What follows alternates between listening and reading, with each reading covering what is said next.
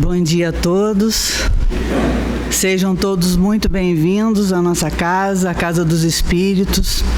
E para que a gente possa iniciar a reflexão da manhã de hoje, a gente vai fazer a leitura da página que foi entregue à porta, intitulada assim: Crítica e Julgamento. Ladrões, sequestradores, homicidas, falsários, corruptos, estupradores, incendiários, pistoleiros, difamadores, terroristas, malfeitores de toda espécie. Não há dúvida quanto ao julgamento desses infratores em débito com a lei. A assertiva de Jesus de que não deves julgar para não ser julgado diz respeito àquelas imperfeições que ainda frequentam a bagagem evolutiva de todos, mas que fazes questão de desculpar em ti mesmo e apontar com severidade na conduta dos outros. Claro que esses defeitos merecem igualmente análise e correção. De tua parte, esforça-te por superá-los, buscando o roteiro do Evangelho. Contudo, se tiveres de opinar sobre o comportamento alheio, use o discernimento e a indulgência, recordando que a crítica e o julgamento têm muita semelhança com a pedra que tanto pode ser atirada para ferir, como também serve de alicerce para a construção nobre. André Luiz, do livro Vivendo o Evangelho, uma psicografia de Antônio Baduí Filho. Vamos fazer a nossa prece. Querido Jesus, Deus nosso Pai de infinita bondade e misericórdia, é com muita alegria e gratidão que aqui nos reunimos nessa manhã de sexta-feira, Senhor. Gratidão pela vida, gratidão pela saúde, Senhor. Gratidão por tudo. Que o Senhor possa envolver a cada coração aqui presente, nos dois planos da vida, com teu amor, com a tua paz. E que o Senhor possa abençoar a todos nós. E abençoar a Carla na palavra desta manhã, na reflexão.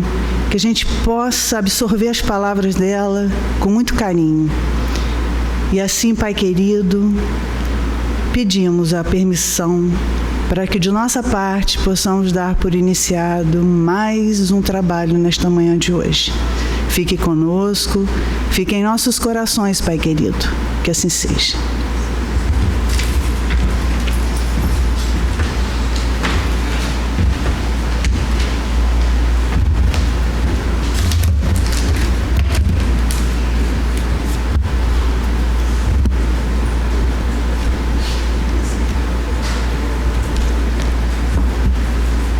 Bom dia a todos.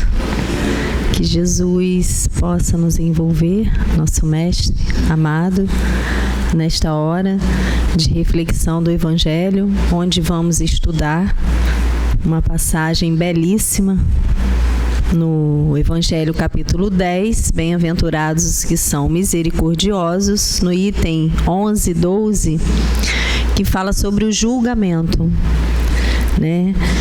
Então, ele fala, no item 11, então ele fala duas situações. No item 11 é a primeira situação e no item 12 é a segunda situação. Então, a gente vai conversar hoje sobre essas duas situações. Conversar no sentido de colocar essas situações na nossa vida, que é muito comum, né? Então, no item 11 ele fala assim: não julgueis para não serdes julgados, pois sereis julgados segundo houverdes julgado os outros. E com a medida com que tiverdes medido, vos medirão também a vós. Foi Mateus que anotou no capítulo 7, item 1 e 2. Então, são duas situações. Ele pede para a gente não julgar, né? Por que ele pede para a gente não julgar? Porque a mesma medida que a gente julgar, a gente vai ser julgado. Então, olha só, você tem o livre-arbítrio de julgar o que quer que seja, ou as pessoas, ou as coisas, ou os acontecimentos. Mas, presta atenção, com a mesma medida que você julgar, você vai ser julgado. Então, o que é o julgamento? Aí a gente foi buscar, né? Julgamento. O julgamento é a ideia que eu faço hoje. É a opinião que eu tenho. A gente gosta muito de falar de opinião, né? Principalmente para nós orgulhosos, a opinião. Essa opinião que a gente tem, né? Da onde sai o nosso julgamento, ou seja, o nosso olho olha e a gente julga, né? É assim que acontece com a gente, não tem jeito. Ele vem da infância, dos nossos parentes, daquilo que a gente aprendeu, do aprendizado com os pais, do movimento da nossa casa, né, do colégio que a gente estudou, toda aquela bagagem da nossa infância, da nossa criação, daquilo que foi ensinado pra gente, forma a nossa opinião hoje, não é? Minha mãe me ensinou assim, meu pai me ensinou assim. São conceitos, são coisas que a gente aprende. E como a gente tem uma outra visão, uma visão mais ampliada que a doutrina espírita nos dá, a doutrina diz que esse julgamento vem também dessa bagagem anterior que a gente já traz, ou seja, das aquisições que a gente tem.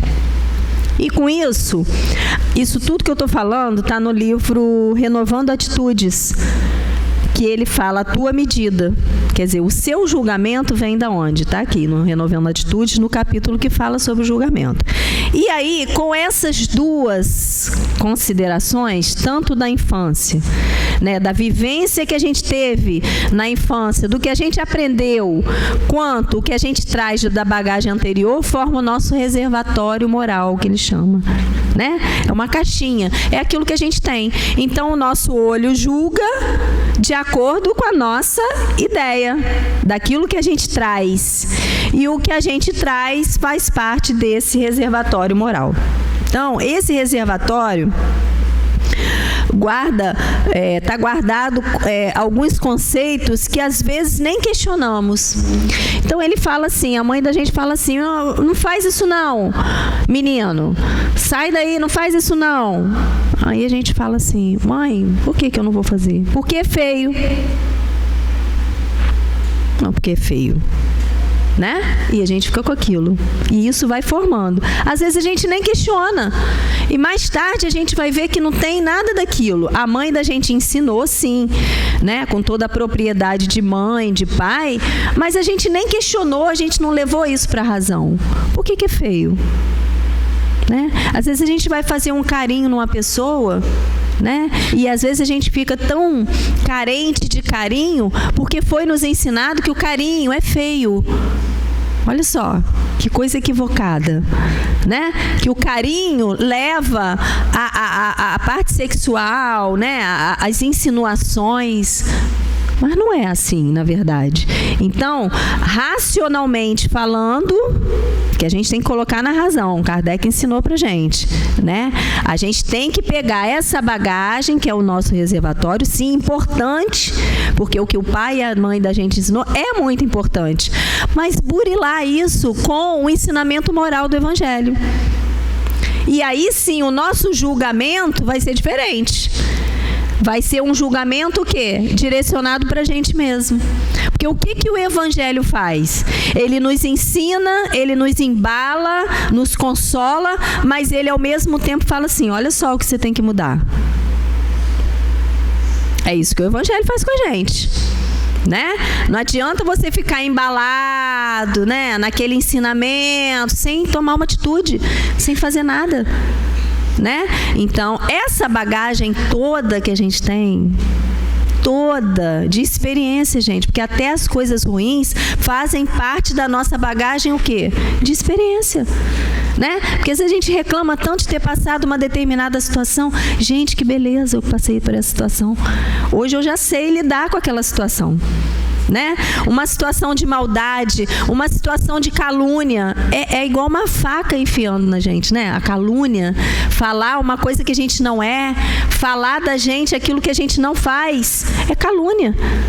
Dói, mas a gente sai mais forte. A gente sabe lidar com aquelas situações de maldade, né? E a segunda situação, que talvez seja a mais importante, é um evangelho riquíssimo, que João anotou no capítulo 8, de 3 a 11, ele fala da situação da mulher adúltera, né? Então os escribas e os fariseus trouxeram-lhe uma mulher que havia sido apontada em adultério e a fizeram ficar de pé no meio do povo e disseram a Jesus: Mestre, esta mulher foi surpreendida em adultério. Ora, Moisés nos ordenou na lei apedrejar as adúlteras. Qual é, pois, a vossa opinião sobre isso?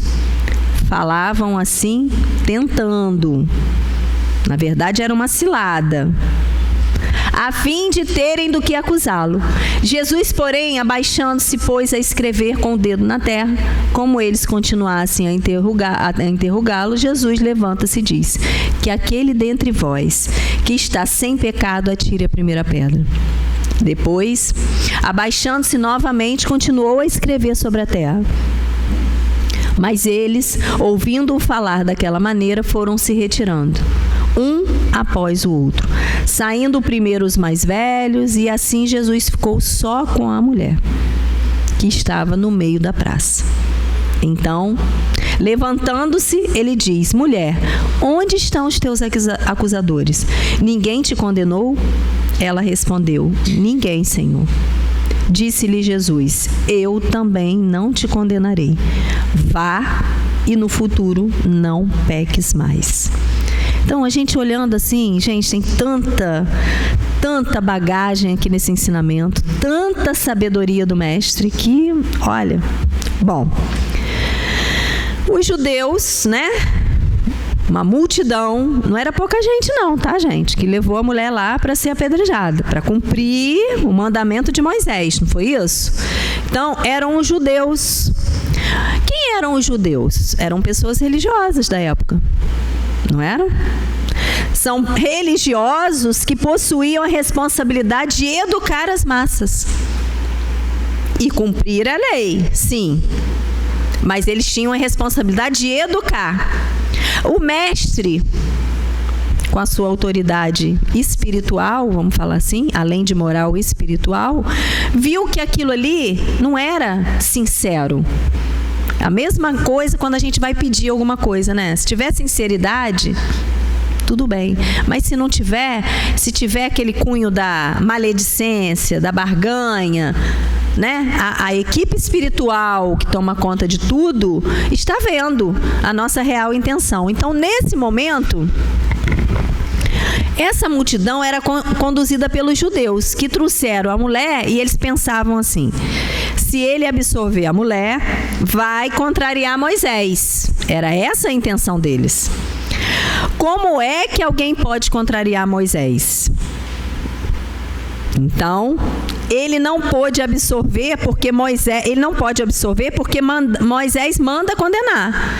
Então, tipo assim, vamos colocar essa situação para Jesus como uma cilada, para ver qual é a reação de Jesus. Ou seja, para o tentar, como diz o Evangelho aqui. Colocar a situação para o tentar. E aí, eles achavam que Jesus ia condenar. E se condenasse, se vai toda a doutrina de amor, perdão e bondade e misericórdia que ele prega e vive. Então, o Senhor está condenando e o Senhor está vivendo de outra maneira. Então, além de ser uma cilada, era uma cilada na parte moral. Entrou no âmbito moral. E falar de moral, gente, não tem melhor do que Jesus, né? Aonde que a gente aprende a parte moral? Nos ensinamentos de Jesus. Tem outro lugar? Tem. Nos ensinamentos de Jesus e na vivência diária, que a gente tanto foge, né? A gente foge da vivência diária porque a gente não quer se aborrecer. Mas é na vivência diária que a gente aprende a parte moral. Porque a gente vê no outro aquilo que a gente tem. E aí era uma cilada moral, né? A lei era severa, a lei de Moisés. Jesus, percebendo a armadilha, percebeu e ficou em silêncio. Ele fala aqui. Ele poderia expulsar todo mundo, poderia, né? dá o famoso ataque de pelanca que a gente dá. O silêncio é o que Jesus usou para desarmar aquela multidão que vinha toda desenfreada para que Jesus tomasse uma atitude. Jesus, você tem que tomar uma atitude. E dizem, né, no Evangelho de João mesmo, no livro, fala que Jesus, quando ficou em silêncio e começou a escrever na areia, ele escreveu várias palavras. Conta o Evangelho, né, aqui no Evangelho de João. Palavras que condenavam a moral. E uma delas era a maledicência, né? Que a maledicência ainda está muito forte, presente no nosso planeta, né? Então, Jesus, com profundo respeito ao livre-arbítrio e a intimidade daquele momento, né? Do erro, vamos dizer assim, né? Em que os judeus estavam julgando, ele escrevia na areia essas mazelas. O silêncio incomodou. O silêncio incomodou. E muitas vezes a gente perde uma grande oportunidade de ficar quieto. Como diz a irmã Rosália, deixa que fale o mais tolo. Porque o silêncio incomoda. Ué, Carla não vai falar nada? Carla não vai dizer nada? Aí eles perguntaram de novo. E aí Jesus solta a frase crucial, vamos dizer assim: aquele que estiver sem pecado, atire a primeira pedra. O que ele fez? Ele transferiu o julgamento para eles. Simples e prático. Coisa que a gente tem dificuldade de fazer. Com os filhos, por exemplo. Mamãe, eu quero ir e tal. Você vai, mas assume a responsabilidade do que acontecer. A gente pega a responsabilidade pra gente dos filhos, né? Então, voltando ao julgamento. Eles foram acusados por quem? Por que eles saíram? Gente, isso aqui, essa passagem, que foi assim, acho que durou um tempo curto, mas traz um ensinamento assim enorme. Quem que acusou? Foi Jesus falando? Atire a primeira pedra aquele que estiver sem pecado? Não. Quem acusou foi a própria consciência. Por quê? Porque na época eles tinham condutas ilícitas. E Jesus sabia disso. Então, o que eles pensaram? Se a gente começar a atirar a pedra na mulher, Jesus pode chegar e falar assim, né? Mas você, em tal hora, assim. Claro que Jesus não ia fazer isso. Mas quando a consciência acusa, quando você não está reto moralmente, você abaixa a cabeça e sai. Porque não tem o que fazer. Eles não eram transparentes e honestos nas condutas diárias. Porque a moral vem construída de condutas diárias. A moral não é a gente colocar um uniforme, não é a gente falar de evangelho, não é a gente falar de Jesus. A moral é a sua conduta e o seu pensamento diário. É a sua construção, é o seu reservatório. É aquilo que você tem e que você molda de acordo com o bem comum. Porque a moral é a regra do bem proceder. Então, quem interpreta a lei? Quem são os intérpretes da lei? Porque a lei é uma só. É a lei de Deus, é a lei de amor, é a lei natural. E quem interpreta essa lei? São os julgadores, são os intérpretes, que vão julgar de acordo com o seu reservatório moral. Né? Então a gente tem que aprofundar na questão do julgamento para a gente entender isso. Primeiro, colocar na razão, né? Kardec ensina isso pra gente. Se eu julgar, dependendo da forma que eu julgar, a medida vai ser a mesma para mim. Ponto. Né? E será que aquilo que eu estou fazendo a essa ideia e essa e tal e tal e tal e tal vai ser assim mesmo? Né? Outra coisa que ele fala, toda justiça orientada pela violência é injustiça, porque ela não fez sozinha o adultério, fez. Por que não acusou o outro também? Ela foi pega para dar um testemunho, vamos dizer assim, né? E aí ele fala 3 coisas. Vamos esmiuçar essa ideia. Primeira pergunta que ele fez foi qual? Onde estão os seus acusadores? Não foi essa a pergunta que Jesus fez para ela? Onde estão os seus acusadores? A lição era para os acusadores? A lição era para ela? A lição era para quem? Porque Jesus pergunta depois que todo mundo sai e que ele fala a frase e que todo mundo se sentiu meio assim, foi jogando a pedra no chão e foi saindo, que a própria consciência acusou, que ninguém acusou ninguém, não usou de violência, que é o que eu falei, a violência só estraga tudo. Ele ficou sozinho com a mulher. Então a lição era para quem? Onde estão os teus acusadores? O que ela respondeu? Saíram, Senhor. Então essa primeira pergunta faz mexer com a ideia do que ela estava fazendo. Tipo assim, olha para você. Olha o que você fez. Não acusando, porque Jesus de jeito nenhum iria acusar, né? Ele quis mostrar para ela que determinadas situações nós atraímos com as nossas condutas. Ele começou ali a desvendar, a abrir um comportamento sem ofender, porque Jesus era extremamente cuidadoso na questão do livre-arbítrio. Como a gente deve ser também, mas a gente não é. A gente invade o livre-arbítrio do outro, condenando o que o outro fez. A gente não sabe por que fez aquela situação. E também, às vezes, nem queremos saber, né? Então, ele vai descortinando. Então, o que aconteceu? Você, ao adulterar, você atraiu os teus acusadores. Quer dizer, eles tinham o dever de cumprir a lei, sim. Mas para cumprir a lei, eles também tinham que estar dentro da moral, e não estavam. Ok? Além de cumprir a lei, eles tinham que ensinar, educar a massa. Porque a função dos religiosos é essa. E não agir com violência. Várias situações aí.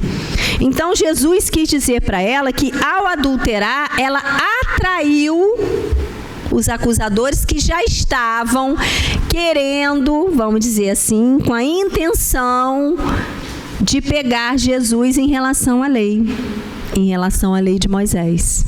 Então, olha só, tudo isso fluidicamente falando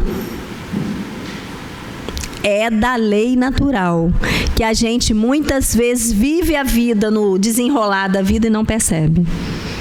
Tudo que a gente faz, a gente atrai para a gente de acordo, com a mesma medida. Por isso que a lição fala, a tua medida. Qual é a tua medida?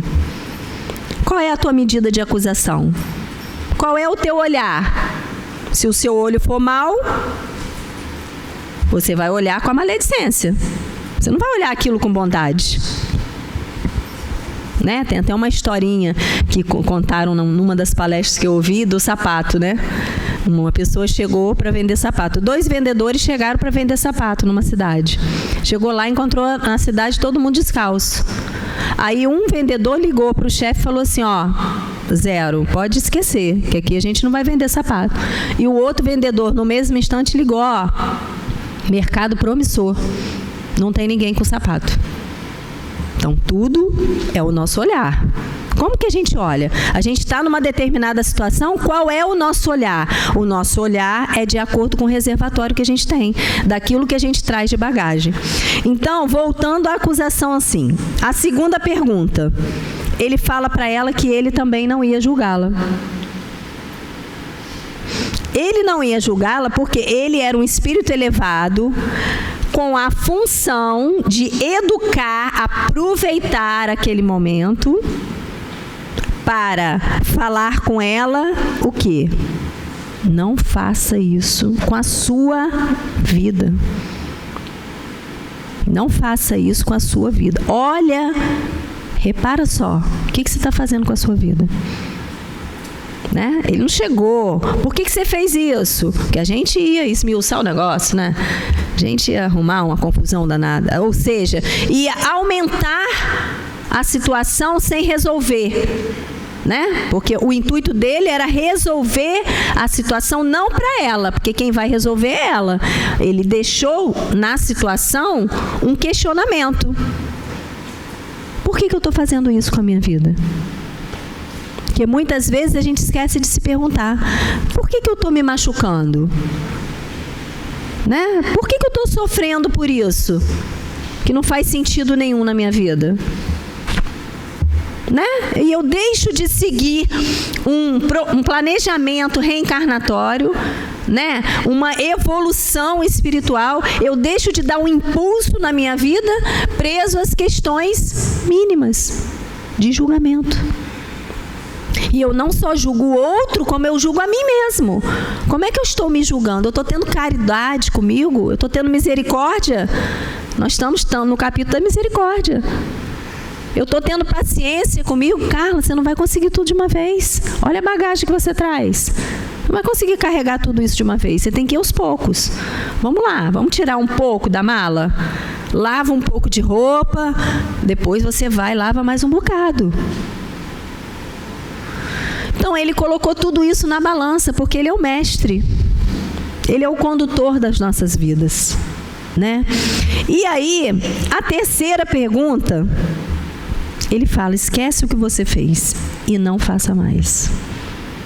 Né? Aí vem o perdão,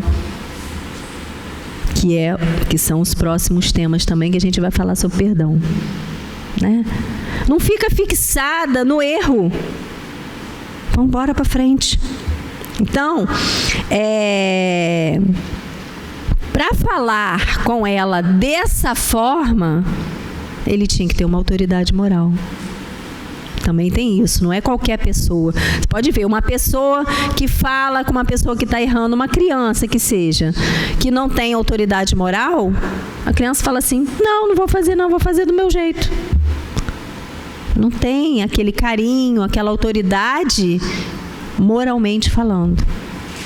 Então, gente, pega esse ensinamento todo e faz o quê? Leva para casa para raciocinar, porque é muito rico.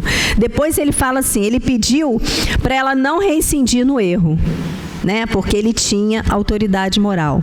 Aí eu vi, num dos livros que eu li, uma frase assim, eu vou até ler a frase porque é muito boa. Jesus, ele não ensinou pelo que disse, ele não ensinou pelo que fez, mas pelas coisas que ele recusou. Então ainda tem isso. Às vezes você ensina por aquilo que você não quer. Isso aqui eu não quero. Nossa, mas você vai deixar de aceitar isso? Não é o que a sociedade fala? Você vai deixar de fazer isso? Você vai deixar de ganhar isso? Você vai deixar de ganhar tal vantagem? Não basta só falar. Não basta só fazer, porque às vezes a gente faz e a coisa não resolve. E quando a gente silencia, ou seja, a gente tira o time de campo, né? A gente recua, a gente avança moralmente e a gente cumpre o que está determinado na nossa encarnação. Que a gente mesmo determinou, não foi ninguém que determinou pra gente. E às vezes envolvidos na massa, nas coisas do mundo, nas paixões, nos conceitos, nas opiniões mundanas, eu vou seguindo a massa. Eu vou seguindo a opinião do outro. Eu vou seguindo o julgamento do outro. E eu vou direcionando a minha encarnação para quê? A gente precisa parar. Essa passagem É para isso, para fazer a gente refletir. Depois ele fala assim, ele faz do perdão um dever. Antes de julgar, verificar se a mesma reprovação não pode ser feita a nós. Mais uma mexida no nosso julgamento, no nosso reservatório moral. Depois ele fala assim, a censura lançada sobre a conduta de alguém pode ter 2 motivos, que são opostos. Reprimir o mal, que seria até a bondade, porque às vezes a gente tem que falar com firmeza, com dureza, reprimindo o mal, sim. E desacreditar aqueles cujos atos criticamos, ou seja, eu estou envolvendo a pessoa naquela situação para justificar uma coisa que eu já estou fazendo. Então é perigoso os inteligentes, né? É o perigoso aqueles que têm conhecimento, porque eles têm memória, mas eles não têm a avaliação de acordo com a razão que Kardec nos ensina. Então, muitas vezes caímos em ciladas morais, vamos dizer assim, porque a pessoa vai te envolvendo naquela opinião que é dela, não é sua. Naquele conceito de vida, naquilo que ela acha que você tem que fazer, como justificativa para o que ele não faz. E você cai na cilada. Como é que você está falando para eu fazer se você não faz? Claro que a gente não vai falar isso, mas a gente tem que ser perspicaz em perceber o que vem pra gente, qualquer situação, gente. Estou falando de situações, situação no trabalho, situação na família, situação na convivência, situações que a gente precisa ter essa perspicácia, porque Kardec fala pra gente a todo momento, a sua avaliação está de acordo com o padrão divino? Está de acordo com o padrão do mestre? Esses seus conceitos que estão arraigados, sim, são coisas que meus pais me ensinaram, são conceitos que eu vou levar para a vida inteira, sim, mas vamos avaliar esses conceitos? Não é que eles estejam errados, mas eu posso melhorar esses conceitos ativando o ensinamento da doutrina, por exemplo. O que faz o ensinamento da doutrina com a gente? Clareia o caminho, é um farol. Clareia o caminho. Você vai pegar essa bagagem, esse reservatório que você tem e você vai aprimorar. E muitas vezes, não, vou ficar com os meus conceitos que eu aprendi, que são muito importantes. São mesmo, mas são mesmo muito importantes. Mas você pode ampliar. E muitas vezes, ou seja, na maioria das vezes, a gente deixa de aprender, deixa de progredir por conta dos nossos conceitos. Então, é da lei. A gente atrai, as situações que a gente atrai para a nossa vida são situações que nós nos envolvemos. Ou pelos nossos pensamentos, ou pelo que a gente traz, situações necessárias para a gente aprender, para a gente dar conta dessa mesma lei, que é de amor. E quantas vezes, gente, a gente se envolve em situações desnecessárias? Vamos raciocinar? Outra coisa, tomar cuidado com esses movimentos de justiça, né? Quando eu estava começando a ler, eu comecei a ver, gente, às vezes a espiritualidade programa todo um processo regenerativo de cura, né, envolvendo as situações, as pessoas, as várias situações, as doenças que estão acontecendo, o governo que está mudando, as situações no nosso país mesmo, e as pessoas ficam envolvidas com esse movimento de justiça. Quem tem que aplicar a justiça? Né? Às vezes até as pessoas da justiça não são os que vão aplicar a justiça é da lei, a lei maior, né? Então, cuidado com os movimentos de justiça, porque Ele fala assim, como realizar a justiça tornando-se um instrumento da criminalidade. Eu quero aplicar a justiça, eu quero que se faça a justiça, mas eu me envolvo de tal maneira nesses movimentos que eu estou provocando o quê? O crime. O crime não é só quando a gente atira. O crime é quando a gente não pratica a lei. Não é isso? Eu estou me envolvendo, eu estou me machucando, eu estou levando a pessoas a outras ideias equivocadas da lei e não deixo o barco da lei, né, as coisas da lei de amor envolver as pessoas. Então, cuidado, gente, com esses movimentos. Vamos lá, vamos... Calma, vamos orar primeiro? Vamos pensar? Isso está me levando a quê? Porque a terra vai ser regenerada, a gente querendo ou não. Mas o que a gente está fazendo nesse movimento de regeneração? A gente está ajudando aquele que precisa? Ou a gente está colocando fogo? A gente está incendiando? Então, essa passagem de Jesus faz lembrar isso. Faz lembrar o que eu estou fazendo da minha vida. Nos meus erros. Quando eu erro, eu fico me condenando a vida toda? Ou eu verifico o que eu estou fazendo e vou embora, né?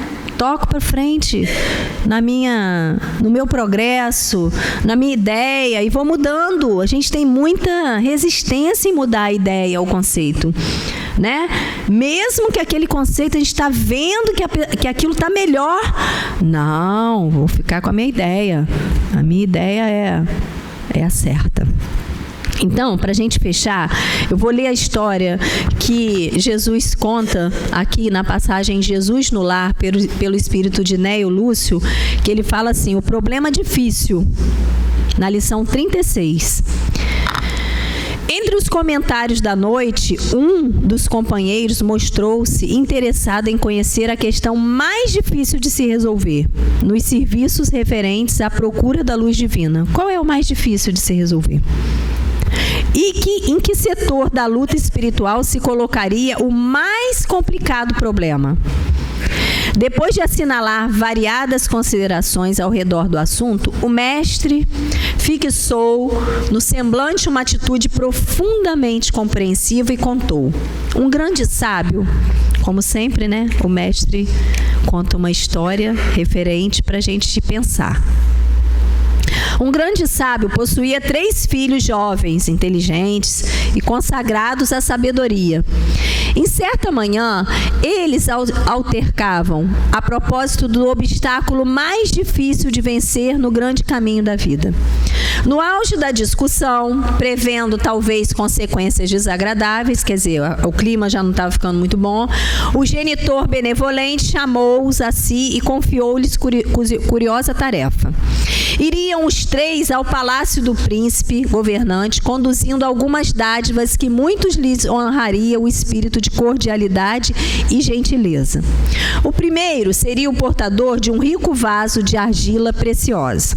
O segundo levaria uma corça rara. O terceiro transportaria um bolo primoroso da família. O trio fraterno recebeu a missão com entusiástica promessa de serviço para a pequena viagem de 3 milhas. No entanto, a meio do caminho, principiaram a discutir. O depositário do vaso não concordou com a maneira pela qual o irmão puxava a corça delicada. E o responsável pelo animal dava instruções ao carregador do bolo, a fim de que não tropeçasse, perdendo o manjar. Este último aconselhava o portador do vaso valioso para que não caísse. Ou seja, começaram a discutir. O pequeno séquito seguia, estrada fora, dificilmente, porquanto cada viajor permanecia atento a obrigações que se diziam respeito aos outros, através de observações acaloradas e incessantes. Em dado momento, o irmão que conduzia o animalzinho ouviu da própria tarefa, a fim de consertar a posição da peça de argila nos braços do companheiro.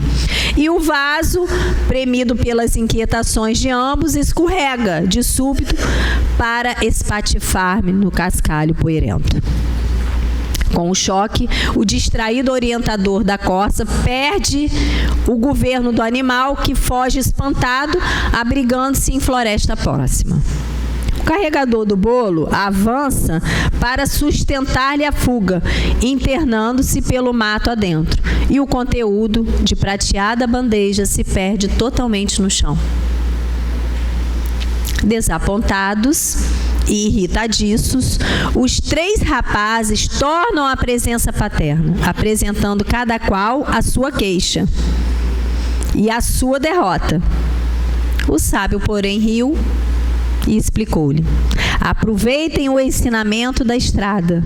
Se cada um de vocês estivesse vigilante na própria tarefa, não colheriam as sombras do fracasso. O mais intricado problema do mundo, meus filhos, é o de cada homem cuidar dos próprios negócios, sem intrometer-se nas atividades alheias. Enquanto cogitamos de responsabilidades que competem aos outros, as nossas viverão esquecidas. Jesus calou-se pensativo e uma prece de amor e recolhimento completou a lição. Então, quantas vezes ficamos no julgamento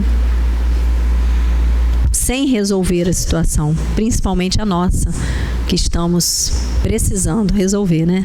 A nossa situação moral. É o que estamos fazendo aqui. Então, que Jesus nos abençoe, nos acolha nesse envolvimento de amor. Que assim seja.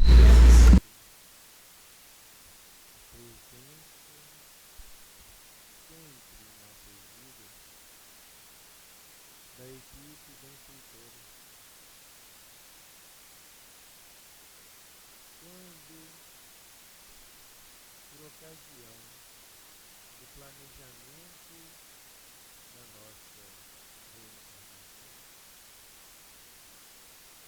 recebemos a certeza daqueles que, do plano mais alto, estariam junto a nós, nos fortalecendo na caminhada.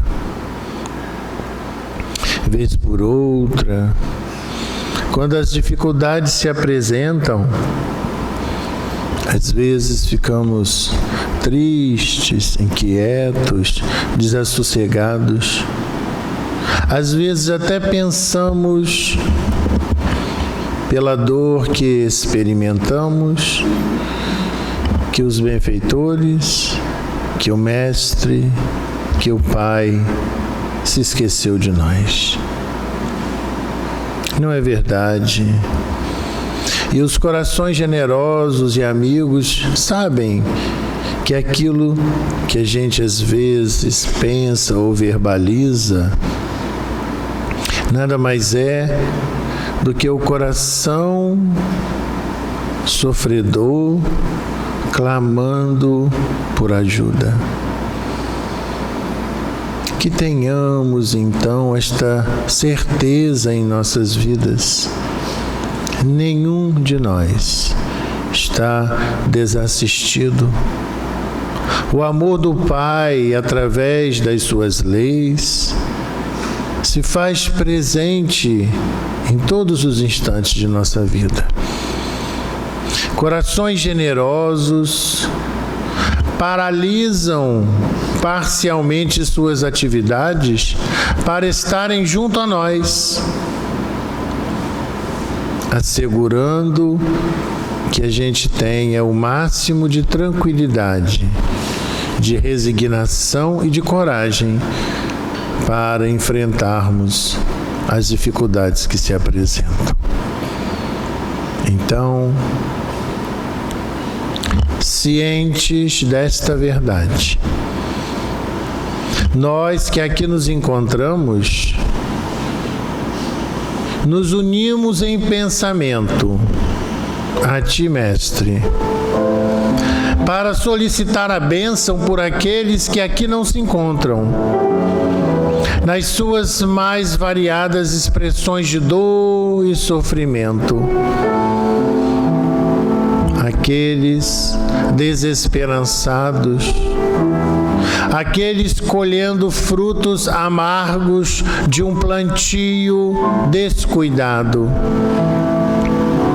aqueles outros que não conseguiram ainda entender a expressão do Teu amor, o propósito das dificuldades que se apresentam como um convite para que prossigamos reajustando os nossos caminhos, revendo os nossos posicionamentos e assumindo condutas diferenciadas. A busca da paz, a busca da felicidade, a busca da alegria, ela é legítima. Mas precisamos entender que nesta caminhada, os problemas, as adversidades e as dores são nossas companheiras. Precisamos acolhê-las com sabedoria e seguir caminhando, enfrentando a nós mesmos. Mestre amado, a bênção para cada lar aqui representado, para cada companheiro, fruto dos nossos pensamentos e de nossas preocupações. E a paz para todos nós. Que assim seja, graças a Deus.